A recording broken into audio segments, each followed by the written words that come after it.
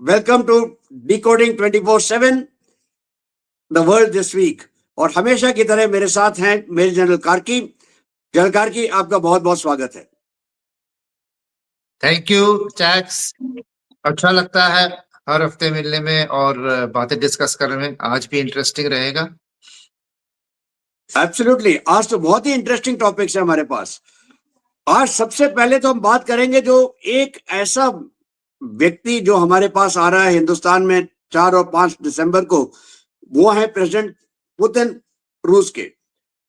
इस विजिट के ऊपर सबकी निगाहें हैं और सब लोग सोच रहे हैं हो क्या रहा है, होगा क्या और क्या इसके मतलब निकलेंगे।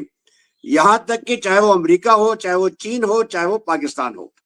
फिर हम बात करेंगे हमारे नेबरहुड में हमारा प्यारे पड़ोसी पाकिस्तान और बांग्लादेश, जिनको कभी कभी प्यार से मैं हीरा मंडी और पन्ना मंडी भी कहता हूं। और फिर हम बात करेंगे आखिर में जापान, चीन, ताइवान। और इस सब में पहले तो ये त्रिकोण था, अब आ गया अमेरिका। और अमेरिका के साथ साथ क्या हमारे ऊपर इसका कोई असर पड़ेगा, हमें किस चीजों से है ना संभाल के रहना है, इसके बारे में बात करेंगे। चलिए शुरू करते हैं जनरल कार्की, और शुरू करते हैं सबसे पहले पुतिन से। ये पुतिन के विजिट के ऊपर बहुत ज्यादा प्रिपरेशन हुआ है और बहुत सी चीजों की अटकलें लग रही हैं, बहुत से एक्सपेक्टेशंस हैं और सबके एक्सपेक्टेशंस हैं। आपके क्या एक्सपेक्टेशंस हैं इस विजिट के साथ? जी, जैसा आपने सही कहा, ये पुतिन का जो हमारे इंडिया में आने का प्रोग्राम है, ये पूरी दुनिया बड़ी गौर से देखेगी। क्योंकि पहली बात तो इसमें पुतिन जो है बहुत ज्यादा अपने देश से अभी निकल नहीं रहे हैं। उनके खिलाफ वो ह्यूमैनिटेरियन क्राइसिस के चक्कर में वारंट्स भी निकले हुए हैं। इसलिए उनको बाहर कम ही निकलते हैं। लेकिन हिंदुस्तान उनके चैप्टर में एक ट्रस्टवर्दी कंट्री है और यहाँ पे हम भी सिग्नेटरी नहीं है, तो वो यहाँ पे आते रहते हैं और आते रहेंगे। इस विजिट को जो अगर हम देखें, हम अपने पहलू से देखते हैं, लेकिन अगर हम लार्जर पर्सपेक्टिव में देखें तो पहली बात तो यह है कि अमेरिका का जो ब्रिक्स के खिलाफ जो स्टैंस आया है, शायद वो फ्यूचर में हमारा BRIC में कैसे आगे बढ़ेंगे, क्योंकि अगले साल ब्रिक्स इंडिया कर रहा है, उस पे होगा। इंडिया का एक्सपोर्ट जो है हम चाह रहे हैं कि रशिया में हो और वहां पे इन्वेस्टमेंट हो। अभी यूरिया का एक प्लांट हम वहां पे लगाने जा रहे हैं।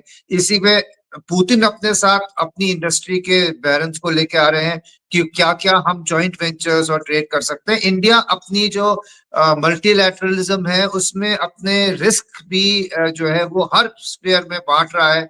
एक जगह पे सारे अंडे नहीं रखना चाहता, तो उसमें रशिया पे भी अभी हमारा इन्वेस्टमेंट काफी बढ़ेगा। आज का हिंदुस्तान जो है वो दूसरे देश में इन्वेस्टमेंट करने की हैसियत रखता है और शायद ये इंडस्ट्री में हम आपस में फार्मा हो चाहे कुछ हो, ये देखेंगे। और जहां तक कि हमारा डिफेंस का है, हम तो Su-57 S-400 को देख रहे हैं। मेरे ख्याल से ये एक होगा तो सही, लेकिन ये इतना बड़ा हिस्सा नहीं है जितना कि बाकी सेक्टर में हम आपस में कोलैबोरेशन करेंगे, चाहे वो स्पेस हो, चाहे वो न्यूक्लियर एनर्जी हो, चाहे वो हमारे ऑयल के फ्यूचर एक्सपोर्ट्स।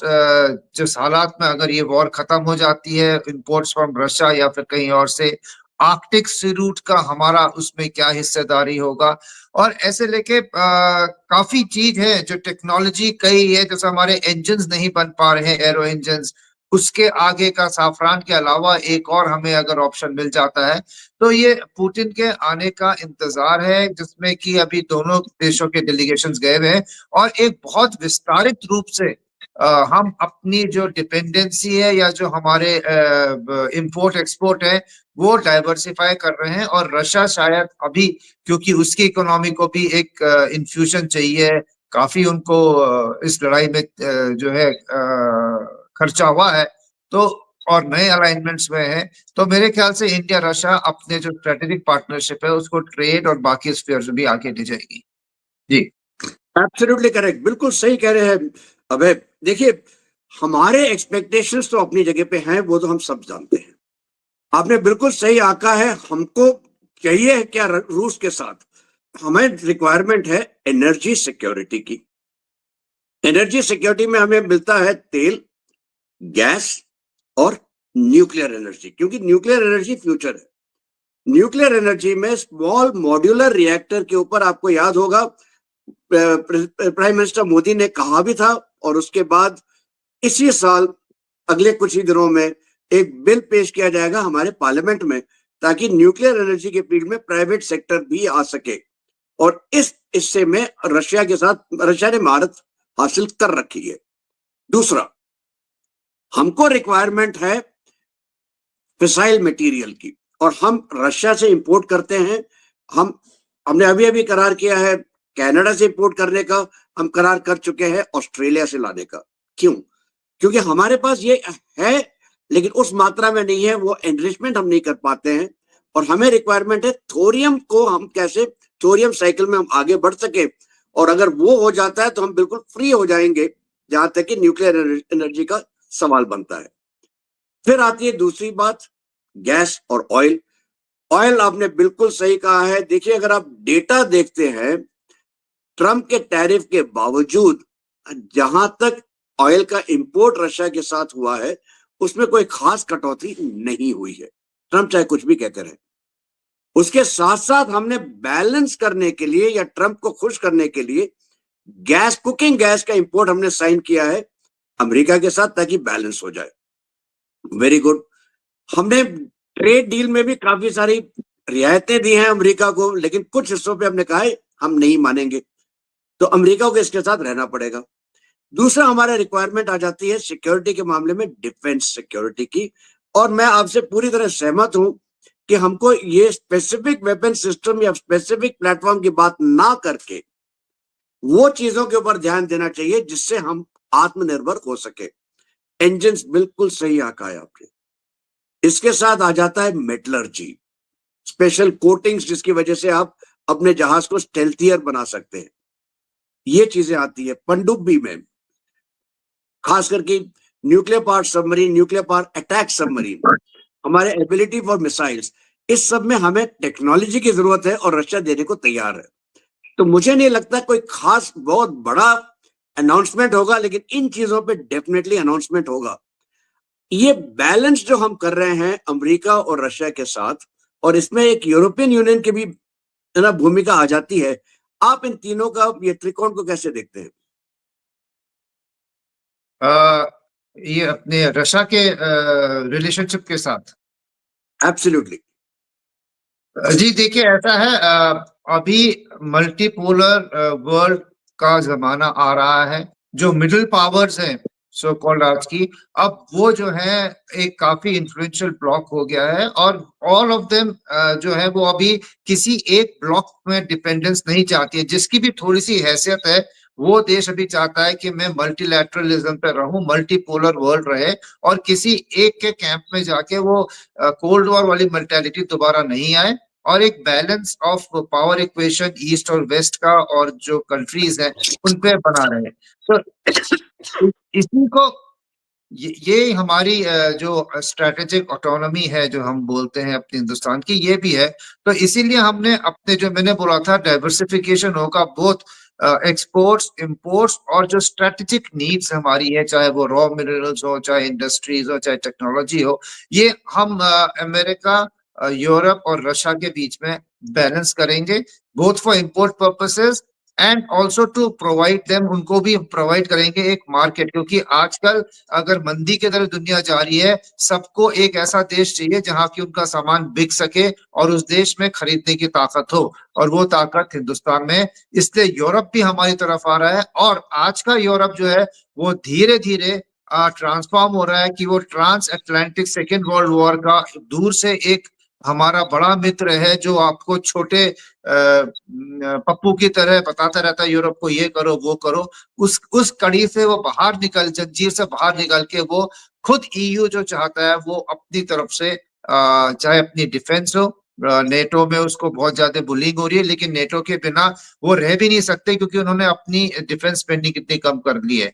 उसके साथ ही ट्रेड में वो नहीं चाहते कि हमारे को जो डिक्टेट करे अमेरिका, हम किसके साथ करें, और वो इंडिया की तरफ को आने जा रहे हैं। और क्योंकि चाइना एक कॉन्टिनेंटल लिंक है, लैंड बॉर्डर्स है रशिया और चाइना के साथ, यूरोप की इकोनॉमिक सेंस, जियो इकोनॉमिक्स ये कहता है कि उनके साथ ट्रेड बनाए रखें, रिश्ते जैसे भी हैं अपने को सिक्योर करके रखें।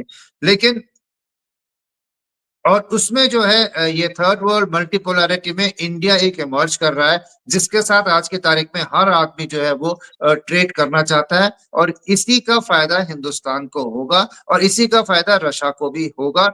यूरोप का जो टिल्ट है वो अमेरिका डिपेंडेंस से अब ईस्ट की तरफ को आएगा और मल्टीपोलैरिटी बढ़ेगी। जो लिंकेजेस है उनको एकदम नहीं तोड़ सकते हैं, जो डिपेंडेंसी एकदम नहीं तोड़ सकते, लेकिन धीरे धीरे शिफ्ट होगा, और इसीलिए आज अमेरिका अनकंफर्टेबल है। एब्सोल्युटली। देखिए, लव ने भी अपना इंडेक्स में इंडिया को एक मेजर पावर की तरह माना है।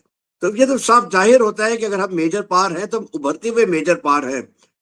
और आपने बिल्कुल सही आका है, यूरोप भी अपने आप को डी-रिस्क कर रहा है अमेरिका से, क्योंकि अमेरिका के ऊपर कोई खास विश्वास नहीं किया जा सकता। चीन का आपने सही आका है, लेकिन एक चीज में बहुत इंटरेस्टिंग है।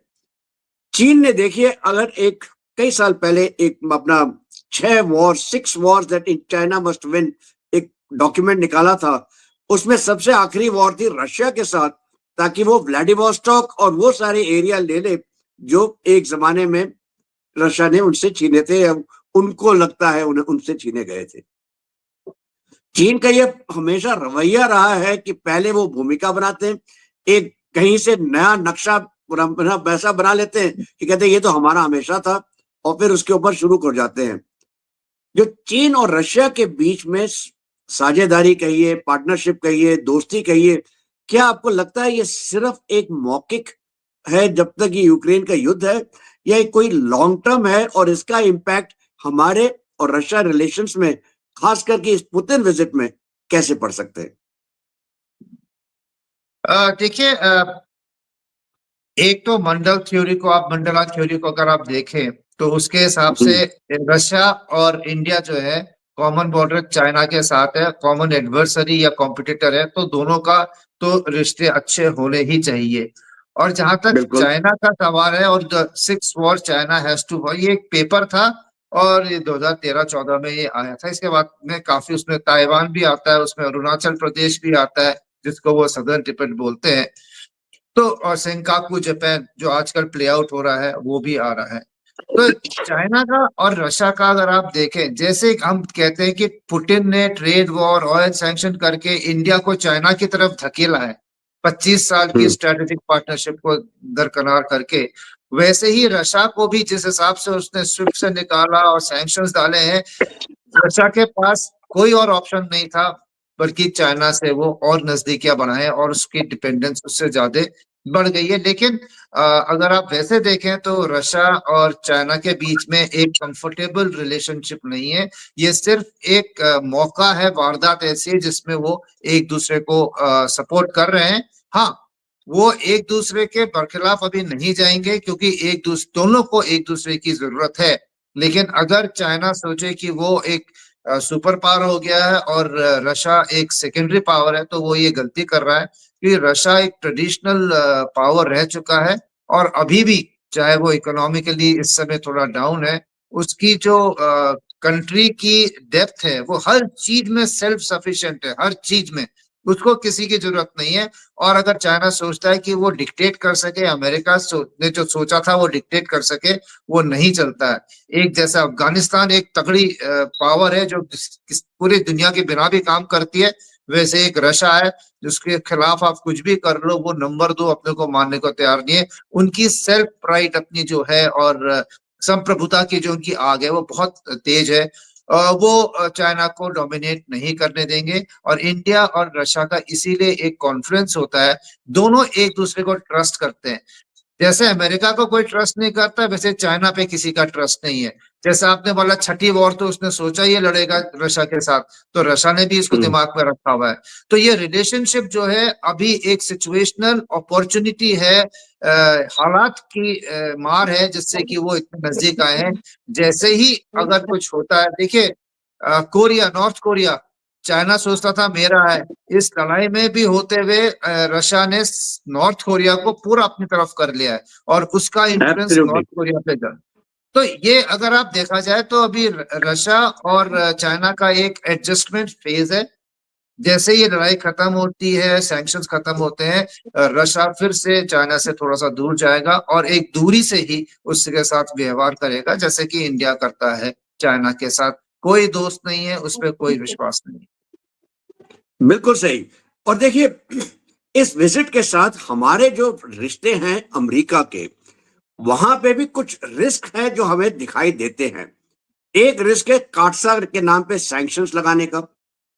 हमारे देखिए इतने सारे हवाई जहाज, खास करके जो medium and heavy lift transport है, वो तो अमेरिका से आए हैं। C-130J, हरक्यूलिस, वो सब तो वहीं से आए। हमने P-8I ओरायन उनसे वो ले रखे हैं। हमने MH-80 रोमियो हेलीकॉप्टर्स वहां से हैं। उन्हीं के ऊपर एक करार भी अभी अभी साइन किया है, 800 और 8,000 करोड़ के आसपास का।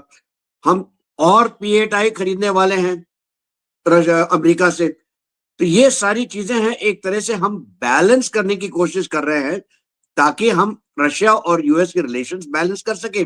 लेकिन ये सैंक्शंस का जो है, एक तलवार हमारे सर पे हमेशा लटकी रहती है। आपको क्या लगता है हमें ये सैंक्शंस के ऊपर किस तरह से हम इनके ऊपर डी रिस्क कर सकते हैं, जहां तक सैंक्शंस का सवाल है?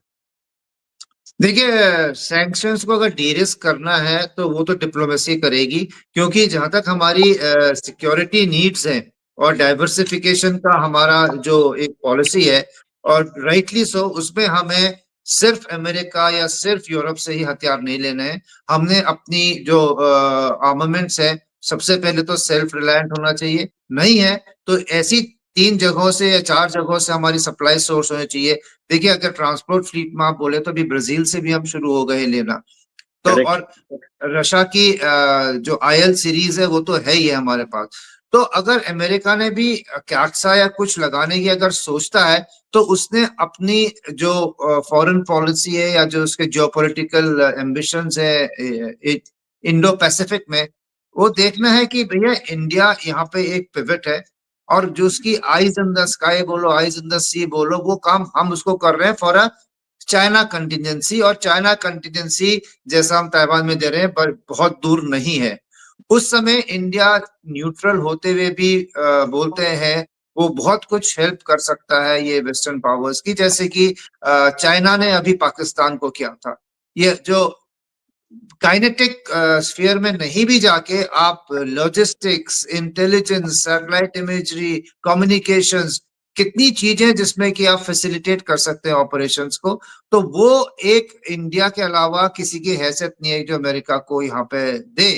तो इसलिए अमेरिका जो अपना कैट्सा है चाहे कुछ है, उसको वो थोड़ा सोच समझ के करेगा, क्योंकि इंडिया अगर कोई चीज अपनी लेजिटिमेट नीड्स के लिए ले रहा है और इंडिया ने बोल दिया पॉलिसी में हम डाइवर्सिफाई करेंगे, तो चाहे कुछ भी हो। और अभी अगर आप ट्रम्प की पॉलिसीज देखें तो वो अगेंस्ट पुतिन नहीं है जाते, चाहे अभी इस वॉर में उसने करा हो। जब ये यूक्रेन वॉर खत्म होगी तो ये सारी की सारी जो स्ट्रिंजेंट सैंक्शंस वाली थ्रेट है ये भी चली जाएंगी, और इंडिया को एक पावरफुल, रिलायबल और स्टेबल कंट्री रखने में सबका इंटरेस्ट है। सैंक्शंस देके कुछ नहीं होगा। Absolutely correct. So net net हम ये मान सकते हैं कि इस विजिट के साथ हमें जो अपेक्षाएं हैं, उसमें हम लोगों को बहुत बढ़िया कदम कदम मिलेंगे आगे बढ़ने के, चाहे भले ही स्पेसिफिक डील के नाम पे साइन ना भी हो, चाहे वो टेक्नोलॉजी के रूप में हो, arrow engines, drone, counter drone, submarine propulsion, चाहे वो है ना S-400, S-500 उनका मिसाइल ट्रांसफर और टेक्नोलॉजी के नाम पे आए, चाहे वो लेबर मोबिलिटी हो, क्योंकि रशिया करीब करीब 1 लाख हिंदुस्तानियों को अपने देश में बुलाना चाहता है काम करने के लिए। आर्कटिक ओशन में एक्सेसिबिलिटी के बारे में बात हो रही है, और ऑफ कोर्स जो न्यूक्लियर एनर्जी के ऊपर बातें काफी जोर से पहुंचेंगी। चलते हैं, आगे बढ़ते हैं। बांग्लादेश और पाकिस्तान, हीरा मंडी, पन्ना मंडी, यहां क्या हो रहा है? एक शुरू करते हैं पाकिस्तान से। पाकिस्तान में बड़ी अटकलें लग रही हैं कि इमरान खान जिंदा हैं कि मर गए। फिर से वहां एक बार आपको याद होगा जब इमरान खान को जेल में डाला था, तब भी बवाल हुआ था, यहां तक कि कोर कमांडर के घर में भी लोग पहुंच गए थे और तोड़फोड़ की थी। अब क्या होने की संभावना है। वहां पे इमरान खान की बहन ने सुप्रीम वहां पे हाई कोर्ट में अर्जी डाली है कंटेम्प्ट ऑफ कोर्ट के नाम पे। सरकार कुछ बोल नहीं रही है कि इमरान खान जिंदा है या मरे हैं, एक छोटा सा स्टेटमेंट दे दिया, सब ठीक है। दूसरी तरफ आपको दिखाई दे रहा है बिल्कुल साफ साफ कि अफगानिस्तान के साथ तो लड़ाई उनकी चली रही है, वो तो वहां पे कोई परिवर्तन हुआ ही नहीं है। और तीसरी बात है कि 27वां अमेंडमेंट जो मुनीर को जिंदगी भर के लिए फील्ड मार्शल और चीफ ऑफ आर्मी स्टाफ बनाता है, उसको साइन करने से पहले शहबाज शरीफ पाकिस्तान में नहीं है। पहले चले गए थे ब्रसल्स, अब पहुंचे हुए हैं इंग्लैंड। आज 30 नवंबर है। टेक्निकली मुनीर को आज रिटायर करना है अगर वो फील्ड मार्शल नहीं बन जाते, प्रमोट हो, ठीक है। ये आपको क्या दिखाई देता है, क्या ये कॉन्स्टिट्यूशनल क्राइसिस फिर से दिखाई दे रही है? और इसके साथ साथ सोने पे सुहागा राजनाथ सिंह जी का डिक्लेरेशन कि सिंध आज हमारा हिस्सा ना भी हो लेकिन कल्चरली तो हमारा है ही। क्या देखते हैं पाकिस्तान में क्या हो रहा है? देखिए, पहली बात, जो ये शहबाज शरीफ नहीं है और इनका आज आखिरी दिन है। डी फैक्टो आसिम मुनीर के पास सारे पत्ते हैं और उनका अपॉइंटेड प्राइम मिनिस्टर शरीफ है। अगर वो नहीं आता है तो वो एक कॉन्स्टिट्यूशनल अमेंडमेंट करने में इनको टाइम नहीं लगता, वो कुछ रिट्रोस्पेक्टिव करके अमेंडमेंट करके वो तो एक कागजी कार्रवाई हो जाएगी। बात आई इमरान खान की, तो इमरान खान का जेल में होना ही जब था तो पीटीआई ने काफी दंगे फसाद किए थे उनकी पार्टी ने।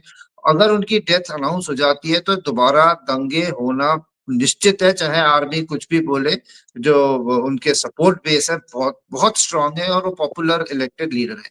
लेकिन अभी जो अगर आप देखें, पाकिस्तान की जो एस्टेब्लिशमेंट से बोलते हैं आर्मी, इसको सिंदूर के बाद जो था अमेरिका का जो शह मिली है, और उन्होंने शायद सिंदूर की मार के बाद उनको लगा कि हम चाइना के भरोसे ज्यादा नहीं रह सकते, हमें फ्यूचर को अगर देखना है तो अमेरिका में जाना है। और वहां जाके उन्होंने पूरा अपना समर्पण कर दिया था, चाहे प्राइम मिनिस्टर हो चाहे अब सीडीएफ है, फील्ड मार्शल है। तो इस ऐसे में उनको एक इंडिया के खिलाफ ट्रम्प भी बड़ा खुश है, या उसको सेटिस्फेक्शन मिल रहा है कि इंडिया के खिलाफ हम पाकिस्तान को खड़ा कर देंगे। पाकिस्तान कहते हैं यूएसए ने हमेशा एक स्टेपनी टायर की तरह यूज किया है कि जब उनका काम चलाना हो तो उसको वो फिट कर लेते हैं पहिए में, और जब उनको लगता है कि ऐसा कोई काम नहीं उसको पीछे फेंक के स्टेपनी कर देते हैं। इस समय जो है पाकिस्तान को वो इस्तेमाल कर रहे हैं इंडिया को डाउन करने के लिए। बांग्लादेश को यूज कर रहा है सीआईए इंडिया को डाउन करने के लिए, क्योंकि इंडिया की जो इमरजेंस है, जो राइज है, उसको कंट्रोल करना वो सोचते हैं कि वो उनकी हक है, क्योंकि उनकी हेजेमनी खत्म हो जाएगी। तो इसी में अभी मुनीर जो है वो तो सब मोस्ट फेवरेट फील्ड मार्शल है, तो वो जो मर्जी हो वो कर सकते हैं। और ऐसे में डर ये है कि इमरान खान को कहीं वो पूरी तरह से एडजस्ट ना कर दे, और जो देश में अगर कुछ होगा उसको देख ले। ये उनकी एक हो सकती है चाल, लेकिन ये बैकफायर बहुत करेगी। कई बार क्या होता है, किंग विद नो क्लोथ्स, राजा को इतना अंदर से और बाहर से फुला देते हैं कि वो सोचता है कि हर कंटिजेंसी को, हर चीज को जो मैं बोलूंगा वो ठीक है और मैं संभाल लूंगा। तो ये रही आपकी इमरान खान की। फिलहाल अफगानिस्तान के साथ और इंडिया के साथ अभी सारे बॉर्डर्स तो उनके सील हो चुके हैं। उन्होंने अफगानिस्तान का बॉर्डर ब्लॉक कर दिया है, इंडिया का बॉर्डर ब्लॉक कर दिया है। अरे अगर ट्रेड आपके आसपास से नहीं जाएगा तो आपका खुद का तो कितना बड़ा नुकसान है। और रीजनल अगर आपको रिलेवेंस रखनी है तो रीजनल कनेक्टिविटी, रीजनल इंटरऑपरेबिलिटी, तो रीजन में आपको आना जाना खाना पीना करो तभी तो आप वहां पर होगे। हर एक को, ईरान को वो कुछ कर नहीं सकते, सैंक्शन है, आधे टाइम उनकी बॉम्बिंग चलती है। अफगानिस्तान से पंगे ले लिए हिंदुस्तान, उनके काबू में नहीं आ रहा है। तो ऐसे में एक अमेरिका के भरोसे वो कब तक रहेगा, ये इसको सोचना है। और अफगानिस्तान इंडिया का जो एयर कॉरिडोर शुरू हो गया ट्रेड के लिए, ये एक बहुत भारी धक्का है। और अभी मैं उनके जो प्रीवियस एनएसए थे, उनके उनकी एक मैं पॉडकास्ट भी सुन रहा था।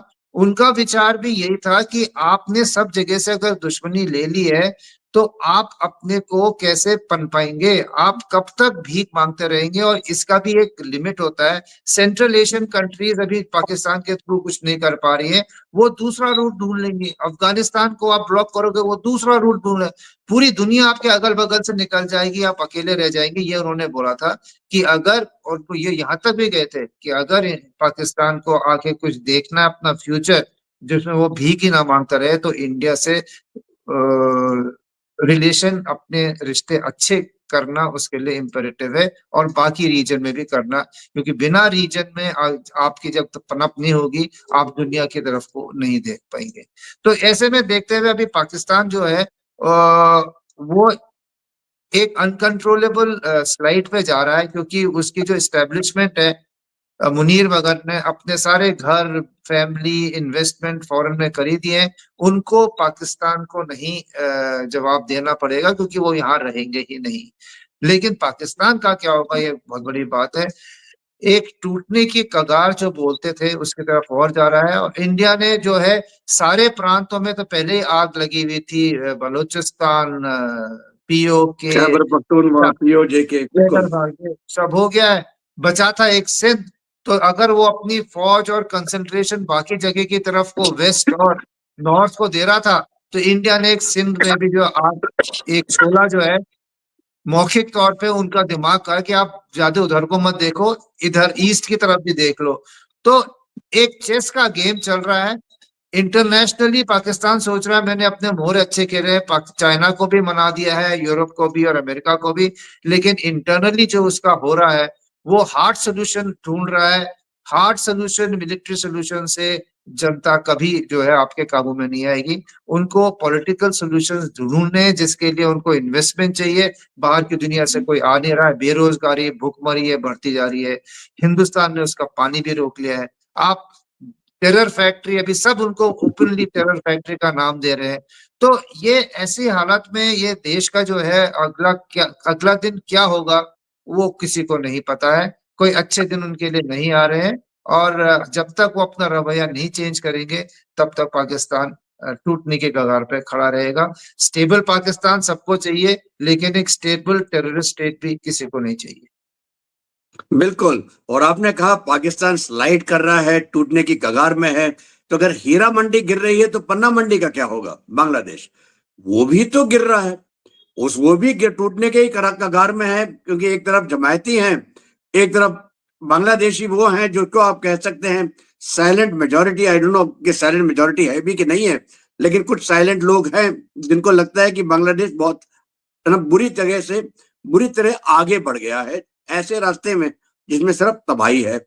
उधर अवामी लीग को भी एक नई तरीके से जान मिल गई कि शेख हसीना को आपने डेथ सेंटेंस दे दी है।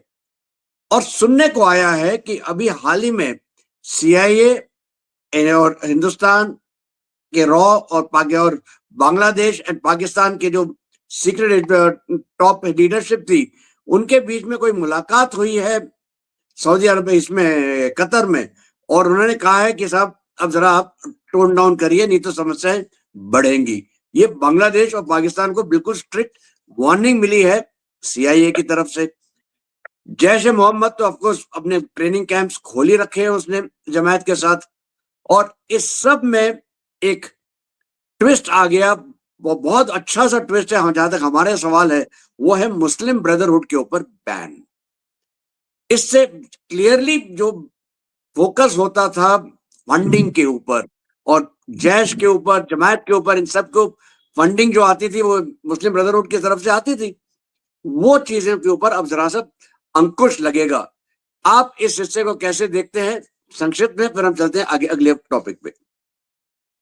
देखिए, बांग्लादेश में जब तक हसीना थी तो उन्होंने ये जमायत वगैरह पे काफी अंकुश लगा रखा था। ऐसा नहीं था कि एंटी इंडिया फीलिंग्स तब नहीं थी, या फिर ये जमायत के लोग वहां पे वायलेंस नहीं कर रहे थे, करते थे, लेकिन कंट्रोल था। अभी ये बिल्कुल अनकंट्रोल हो गए हैं, गवर्नमेंट को भी ये कंट्रोल करने लग गए हैं। यूनुस जो है इनके पूछे बिना कुछ कर नहीं सकता है। तो ऐसी हालत में ये जो नए एक इसमें एक और एंगल अगर आप देखें, उस देश ने अलाउ कर दिया है फॉरेन पावर्स को अपने वहां खेल खेलने का। पहले से ही चाइनीज और अमेरिका के बीच में कंपटीशन था, पर वो कंपटीशन हसीना ने रखा था डेवलपमेंट प्रोजेक्ट्स के लिए।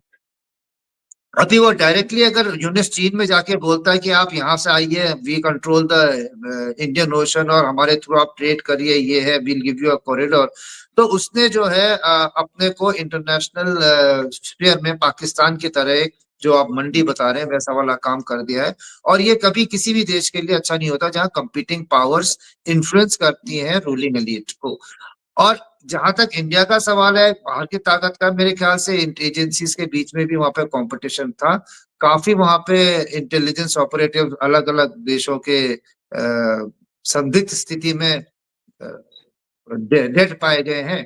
तो ये एक जो गेम चल रहा था, ये बहुत डर्टी हो रहा था, और इसको अभी कंट्रोल अगर किया है तो किसी ने रियलाइज किया है कि एक स्टेबिलिटी अगर कंट्री में आएगी, जैसे चाहे वो इकोनॉमिकली डाउन है, तो ये इन्फ्लुएंस जो एक्सटर्नल है इसको थोड़ा कम करना पड़ेगा। और जहां तक कि ये जमैत का है और फाइनेंसिंग है, इसको भी कंट्रोल करेंगे, तभी इस देश में कुछ हो पाएगा। और इंडिया के लिए तो खैर ये एक इनएविटेबल है कि अभी जैसा वेस्ट पाकिस्तान था वैसा ये ईस्ट पाकिस्तान दोबारा बनेगा। हमें इसके इंटरनली कुछ भी हो जाए, हमें अपने गार्ड को डाउन नहीं करना है, हमें सतर्क रहना है। और फ्यूचर में अगर ये कुछ करता है, उसको वॉर गेमिंग करके हमें अपने को तैयार रखना है। बिल्कुल, और सतर्क हमें अगर रहना है तो हमें सतर्क रहना है चीन के साथ भी। वो हमारा तीसरा बड़ा पड़ोसी। चीन सडनली आप देखिए बहुत ही आक्रामक हो गया है।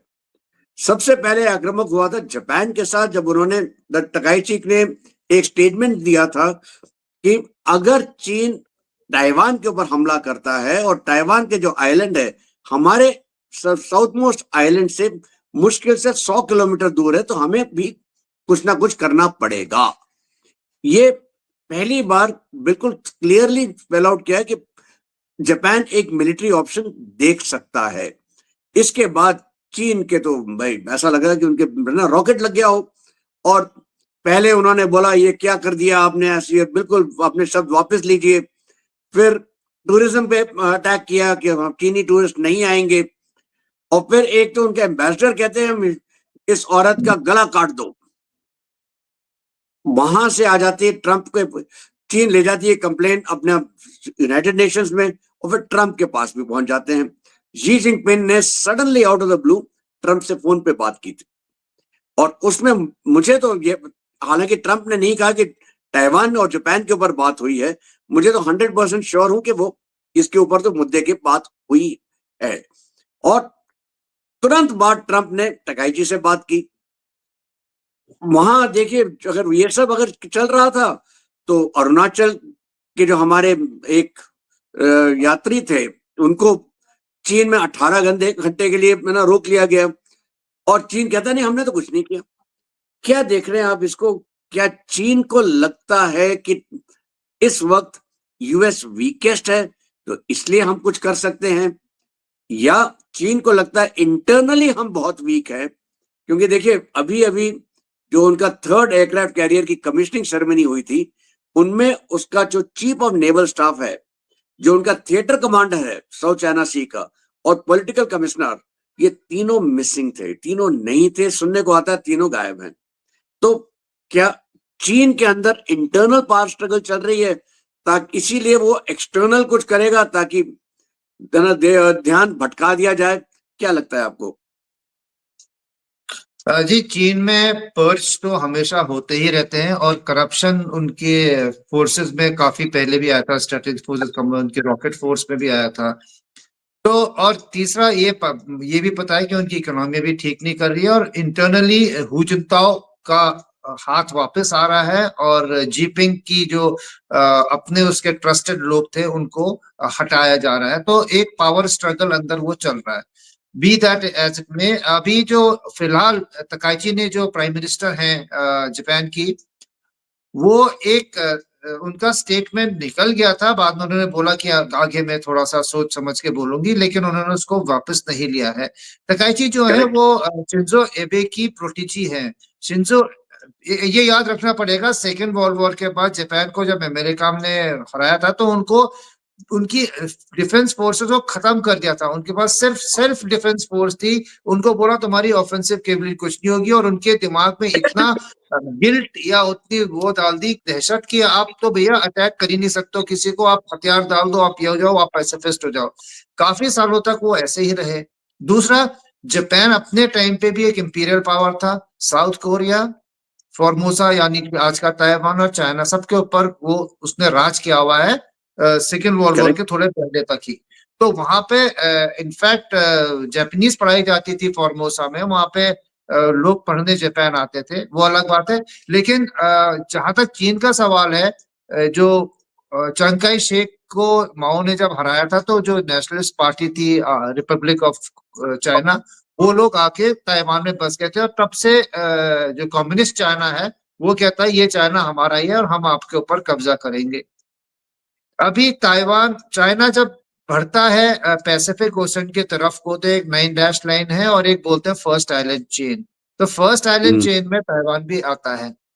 और इसका करेक्ट। सिग्निफिकेंस ये है कि एक बार ताइवान अगर चाइना के पास चला जाता है तो वो पैसिफिक में वो उसको कोई रोक नहीं सकता। आगे कोई आइलैंड चेन वगैरह ऐसी है नहीं जो उसको इंटरडिक्ट कर सके।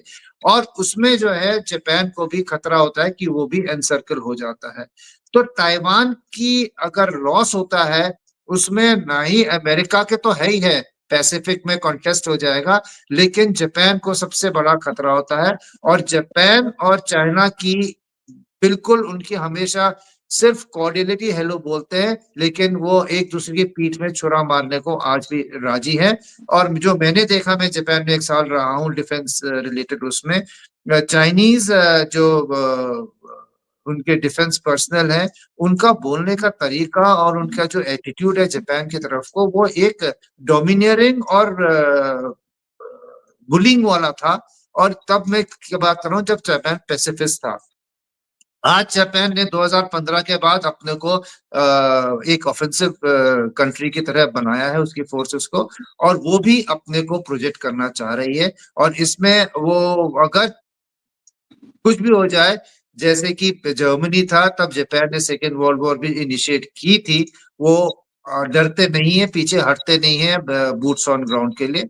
तो ये एक सिचुएशन ऐसी आ रखी है जिसमें चाइना शायद ताइवान को करने का ये मौका देख रहा है अपनी इंटरनल डाइवर्जन के लिए। लेकिन अगर यूक्रेन और रशिया को देखेगा, 4 साल हो गए होने वाले हैं, रशिया अभी तक वहां से अपने को हटा नहीं पाया है और रेजिस्टेंस यूक्रेन का ही है।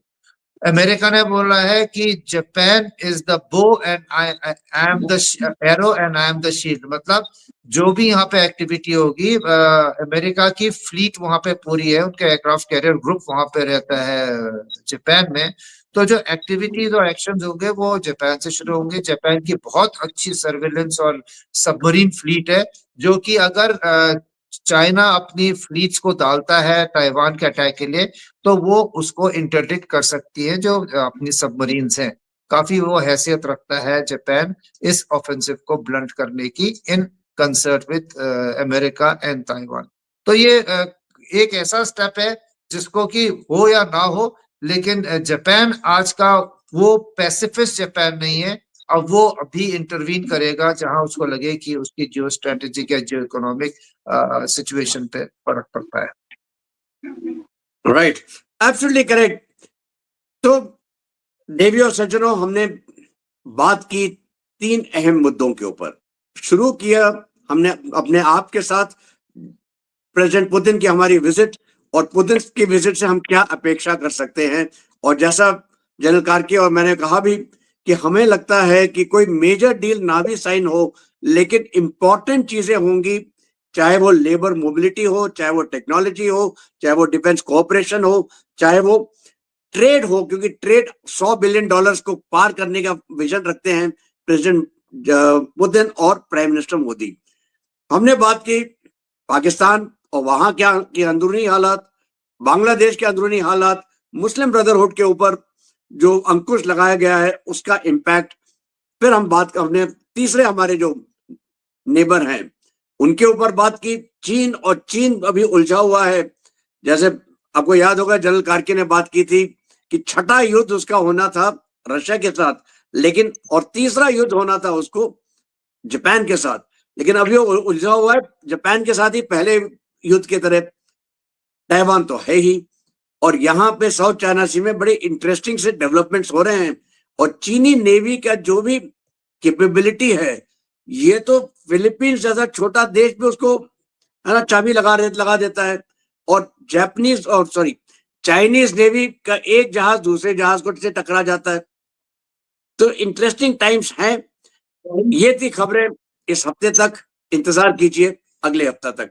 तब तक जय हिंद, जय भारत, नमस्कार।